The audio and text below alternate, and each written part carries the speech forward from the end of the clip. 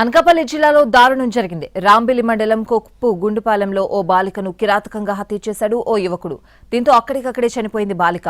రక్తపు మడుగులో విలవిల్లాడుతూ చనిపోయింది. కత్తితో దాడి చేసిన నిందితుడు అక్కడి నుంచి పరారయ్యాడు. మృతి చెందిన బాలిక 9వ తరగతి చదువుతోందని కుటుంబ సభ్యులు చెప్తున్నారు.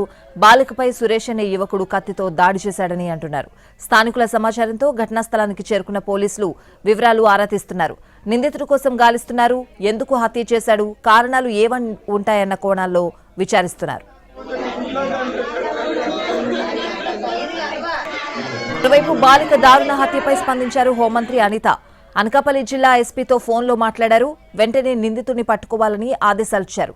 నిందితుడి కోసం రంగంలోకి దిగాయి ప్రత్యేక పోలీస్ బృందాలు.